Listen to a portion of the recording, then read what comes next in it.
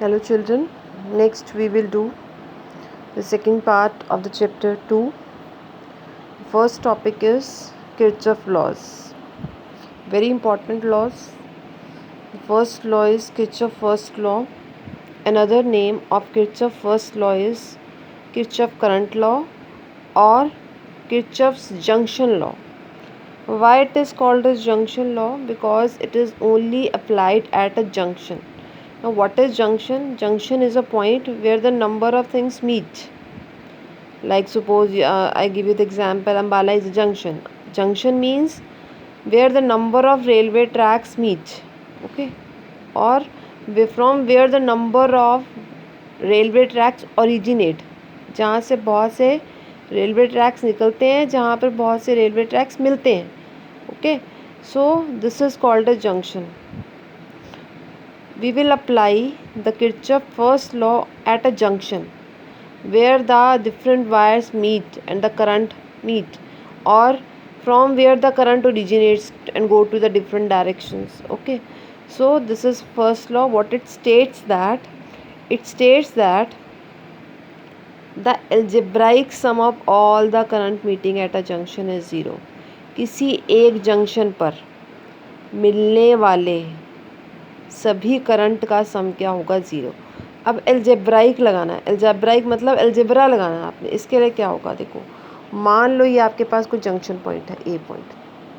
ये करंट आ रहा है इधर से करंट आ रहा है, यहाँ से करंट निकल रहा है बाहर. ठीक है, इन दो वायर से करंट अंदर आ रहा है और इस वायर से करंट बाहर की तरफ जा रहा है. तो याद रखना, जब करंट अंदर आ रहा होता है that will be taken as positive.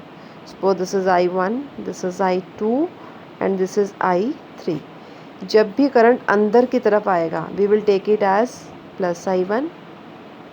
ये भी करंट अंदर की तरफ आ रहा है, जंक्शन है ना, ये मीट कर रहा है जहाँ पर. Plus I2 and it is going away minus I3 is 0.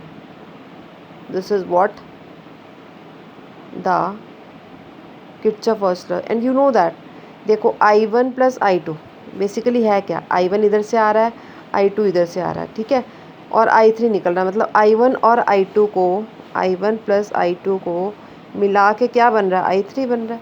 तो I1 plus I2 is equal to I3, या फिर I1 plus I2 minus I3 is equal to 0. Equation तो सेम है. येस और नो? तो what is the first law? The algebraic sum of all the currents meeting at a point is 0. Okay, so this was the Kirchhoff first law known as Kirchhoff junction law. See, I have given the example over here.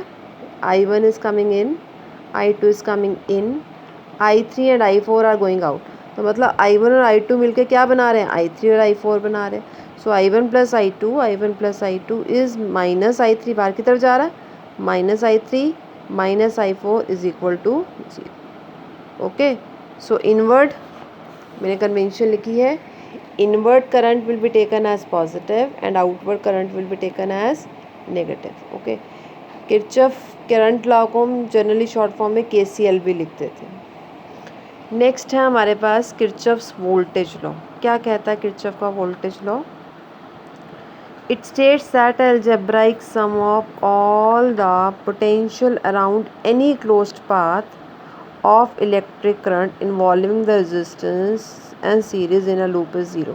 Basically जितने भी potential drop है ना किसी closed loop में, किसी closed path पर जितने भी पोटेंशियल ड्रॉप है उन सबका सम क्या होगा? 0 होगा. फॉर एग्जांपल कैसे? अब इसके लिए ना पहले यू शुड